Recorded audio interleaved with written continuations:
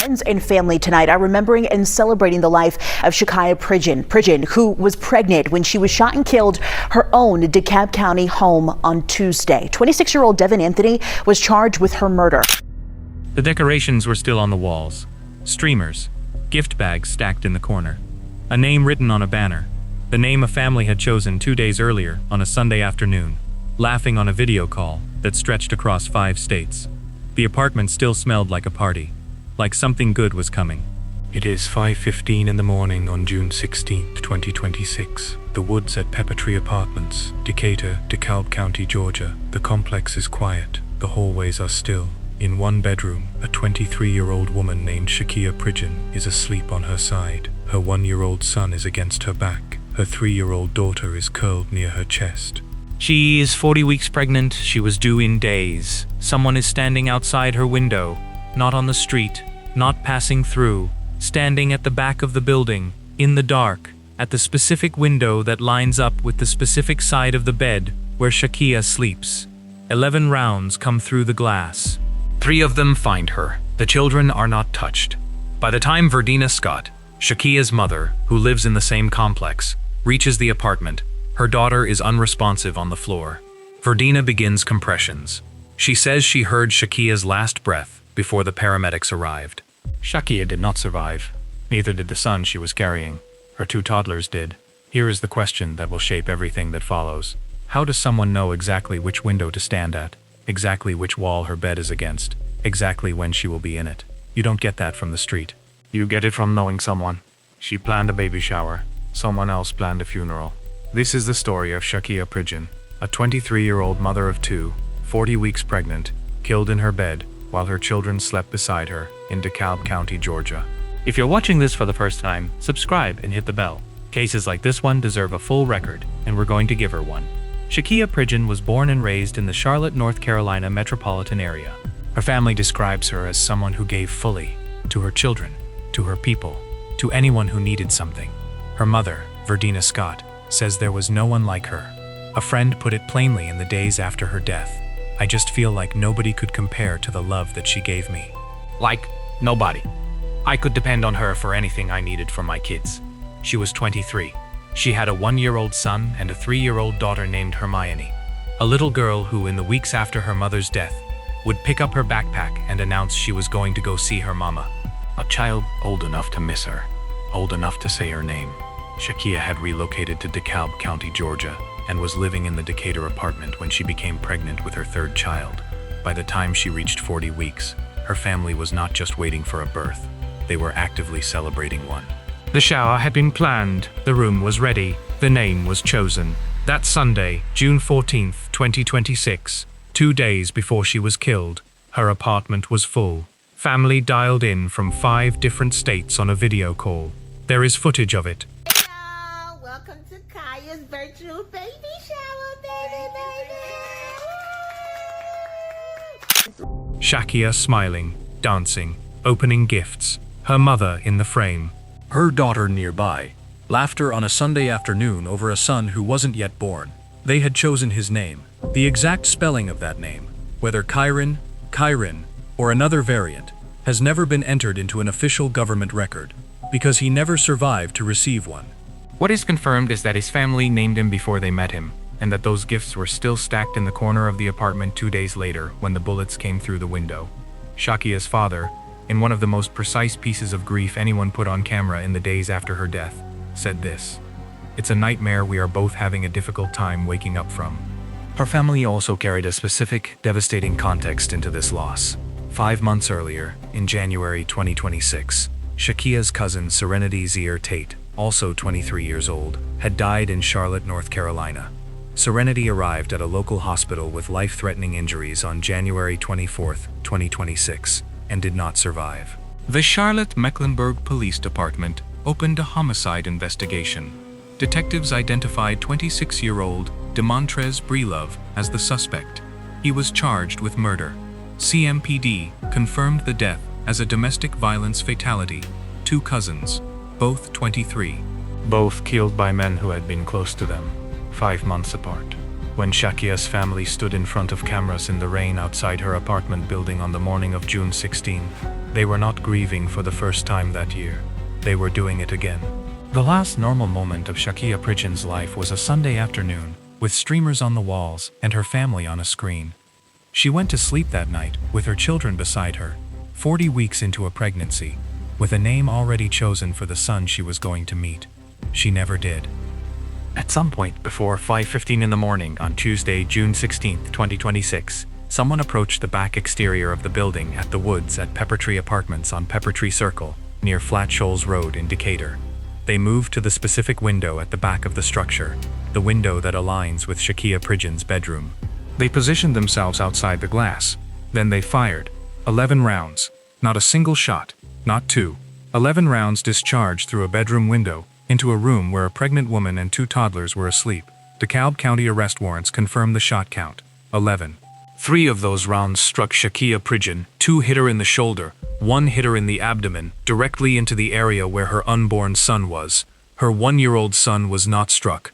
Her 3-year-old daughter was not struck. They were in the same bed, inches away from where the rounds landed. Ferdina Scott, Shakiya's mother, living in the same complex, heard the gunfire. She did not yet know it was coming from her daughter's apartment. She ran. By the time she got there, Shakiya was on the floor, unresponsive. Ferdina initiated CPR herself and kept going until paramedics arrived. She says she heard the moment her daughter's breathing stopped. The DeKalb County Police received the call at 5:15 a.m. Emergency services transported Shakiya to a local hospital. She did not survive. Her unborn son did not survive. The DeKalb County Medical Examiner's Office has confirmed that both deaths are under active forensic investigation. The official cause and manner of death remain legally protected while the criminal case is pending, and the full autopsy findings have not been released to the public. What investigators found at the scene was not ambiguous. 11 shell casings, 3 impact points on the victim, 2 children unharmed in the same bed. No stray shots through the wrong window, no panic, no single discharge in the dark. Whoever stood outside that window knew exactly where to stand. Shakiya's family did not wait to say it out loud. Standing in the rain outside the complex that morning, they told reporters directly she was targeted in that bedroom. She was sleeping with her 2 children in the bedroom with her. And then, one by one, they made the same point from different angles. They knew where her bed was. They knew she had kids there. They knew everything. Those are family statements, not law enforcement characterizations. DeKalb County Police, the Sheriff's Office, and the District Attorney have not issued an on-the-record statement describing the shooting as targeted or premeditated. The prosecution's charging strategy, malice murder, feticide, implies deliberate intent, but investigators have not publicly confirmed a theory of prior surveillance. What the geometry of the crime says for itself is this: 11 rounds, exterior position, specific window, confirmed kills, no injury to the children in the same bed. That is the physical record. DeKalb County Sheriff Melody M. Maddox moved quickly. Within hours of the shooting, she activated a joint operation with the United States Marshals Service. The objective: identify and locate a suspect before they could disappear. Shakiya's family had already done part of that work. By the time reporters arrived at the complex on the morning of June 16, the family had a name. They didn't say it publicly, but they made clear they were not guessing. "He knows who he is," one family member said on camera. "And we don't want to say the name, but we have a possible suspect. They're trying to find him and track him down." The name the family had was Devin Anthony. 26 years old. Law enforcement got there on their own. Within less than 24 hours of the shooting, U.S. Marshals tracked Devin Anthony to a residential address in Riverdale, Georgia.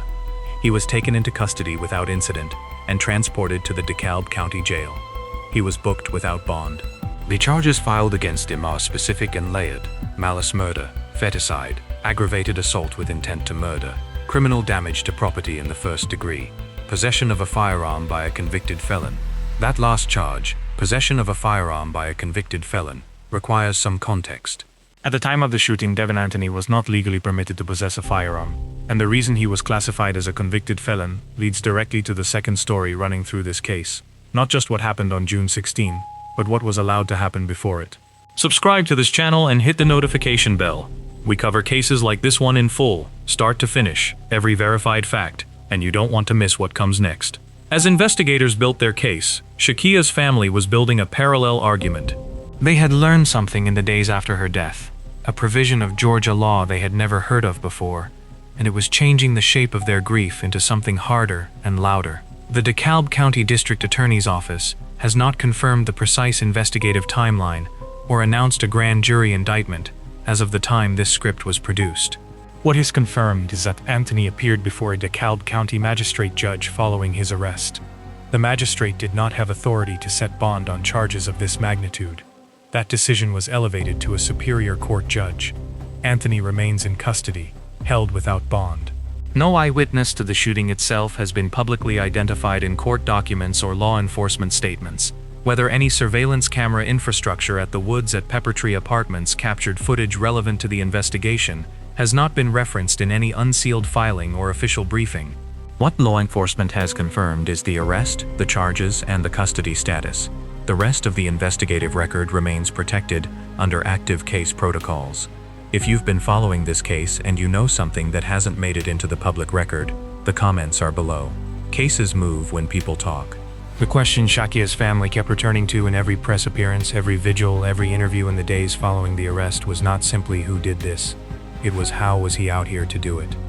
Devin Anthony's documented history with the justice system begins in March 2021, 5 years before Shakiya Pridgen was killed.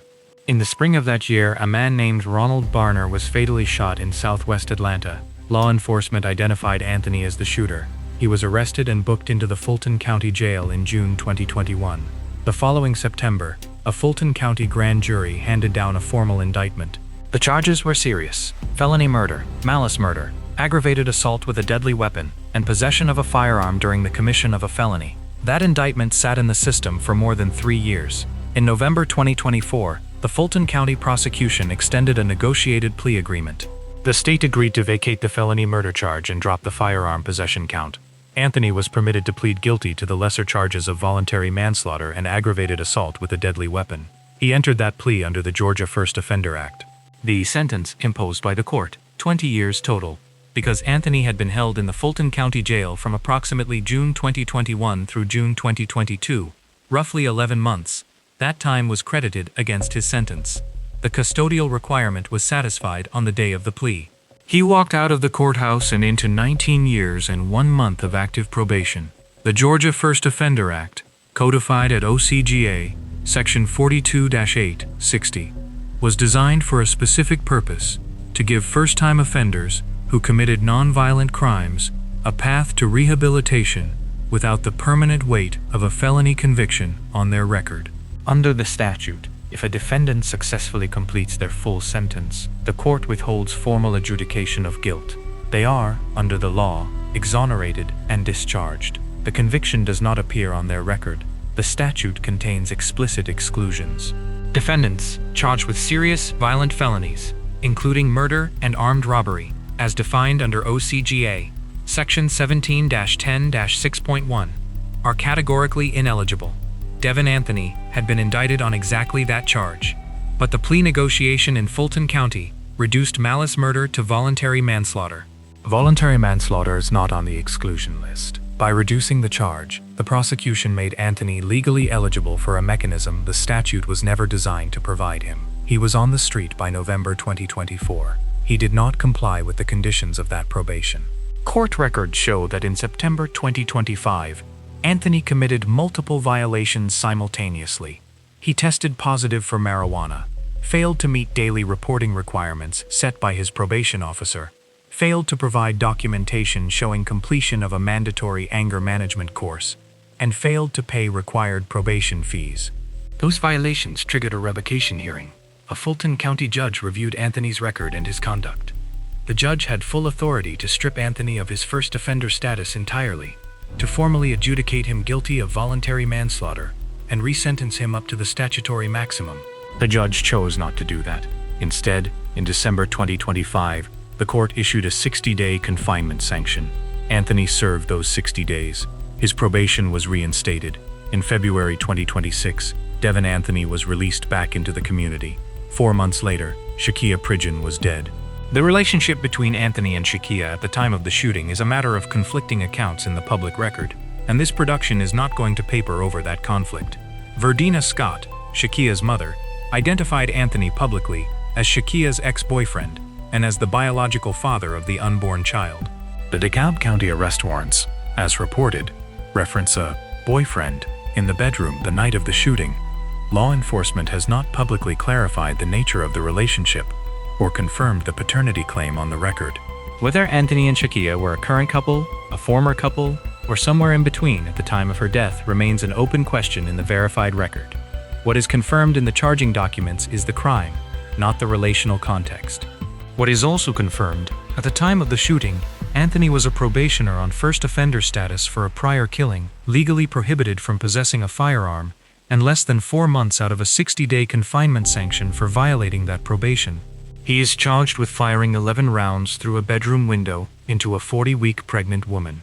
He shouldn't have never been let out, her family said. How do you murder twice? Somebody dropped the ball. The system failed us. Devin Anthony has not gone to trial. As of the time this script was produced, Anthony remains held without bond in the DeKalb County Jail. He appeared before a magistrate judge following his arrest. Bond was deferred to the Superior Court level and denied. Whether Anthony has entered a formal arraignment plea in the DeKalb County case, and whether he has retained or been appointed defense counsel, has not been confirmed in any public record. Under Georgia law, capital felony charges require a grand jury indictment before the case can proceed to trial. the DeKalb County District Attorney's Office has not publicly confirmed the specific procedural status of the case, and no grand jury true bill has been announced in the verified public record as of this production. The case is, legally and procedurally, in its early stages. What has been charged tells us how the prosecution is framing the events of June 16, 2026. Malice murder in Georgia requires the prosecution to prove that the defendant killed another person with malice aforethought, either express malice, meaning deliberate intention to kill, or implied malice, meaning a mind so depraved as to be without regard for human life.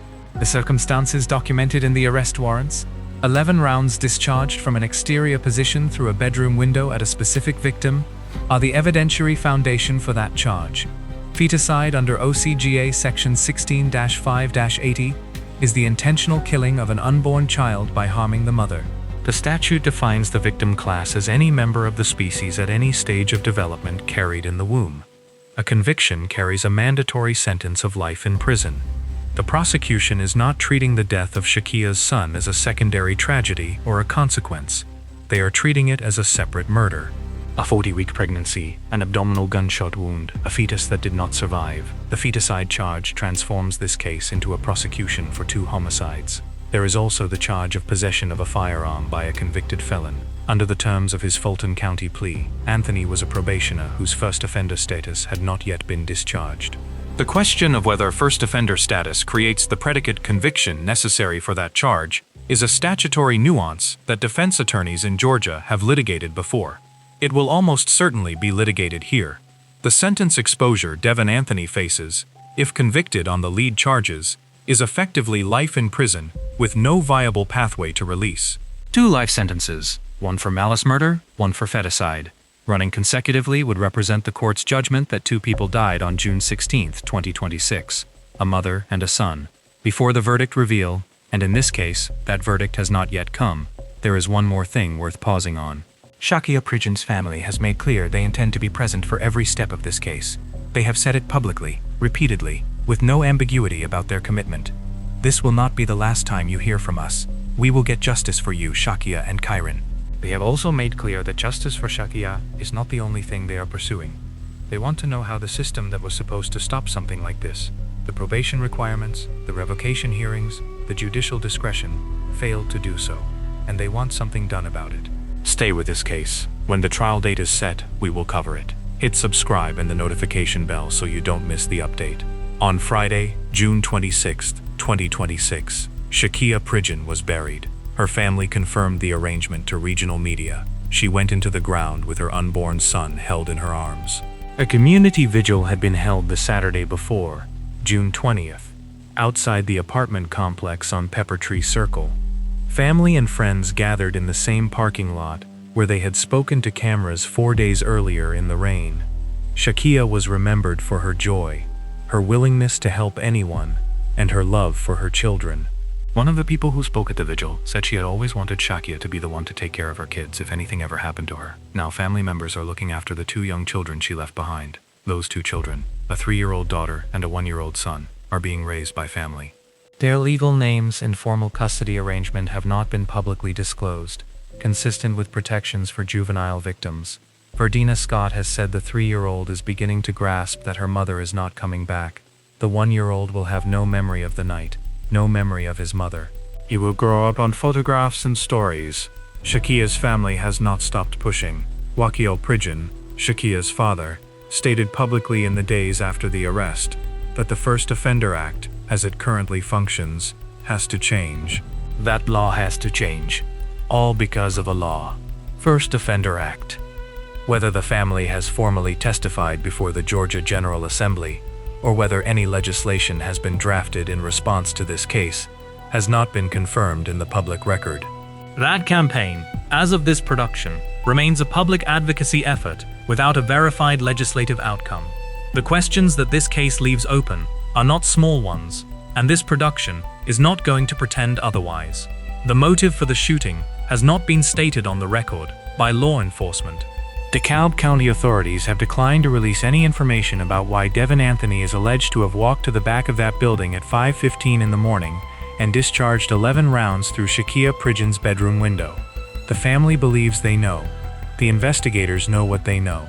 None of it is in the verified public record. No eyewitness has been publicly identified as having seen Devin Anthony outside that window. Whether the apartment complex had surveillance camera coverage, and whether any footage has been entered into evidence, has not been confirmed in any unsealed court filing. The name of the hospital that received Shakiya has not been confirmed in official records. The official cause and manner of death, as entered by the DeKalb County Medical Examiner, remains protected under active case protocols. Whether any reform of the Georgia First Offender Act will follow this case. Whether the Fulton County plea negotiation that transformed a malice murder indictment into a 20-year sentence with 11 months served will result in a statutory change is unknown. What is known is the structure of what happened. A man indicted for murder in 2021 pled to manslaughter in 2024, was sentenced to time already served, violated his probation in 2025, received a 60-day sanction, was released in February 2026, and 4 months later is charged with shooting a 23-year-old pregnant woman to death through her bedroom window while her toddlers slept beside her. That sequence of events is documented. It is verified, and it is not contested by any of the parties involved. There is a question that Shakiya Pridgen's family asked the morning her body was still at the hospital, and they have not stopped asking it since. How? Not who. They knew who within hours. The question was how. How does a man indicted on a murder charge walk out of a courthouse in November 2024 having served 11 months? How does he fail drug tests, skip anger management, ignore his reporting requirements, and get 60 days? How does he get out in February of 2026? And how is he anywhere near Shakiya Pridgen 4 months later? Those questions do not have clean answers. They have a law. They have prosecutorial decisions. They have judicial discretion exercised in the direction of leniency by people who will never have to explain that discretion to Verdina Scott. They have a statute designed for one purpose being applied to a person it was never designed to serve. And they have this, a woman who spent the Sunday before she died celebrating the son she was about to meet, on a video call with family stretched across 5 states, with decorations on the walls she never took down. Shakiya Pridgen was 23 years old. She was a mother. She was 2 weeks from giving birth. She went to sleep with her children beside her, and she did not wake up. Her son never got to. If this case matters to you, if the system failures in it matter to you, subscribe to this channel. Leave a comment. These cases stay alive because people refuse to let them go quiet. Shakiya's family has made that promise. So have we. Reason why he should have been out to do this again. It's terrible. It's horrible. It's a tragedy, and we won't stop the fight.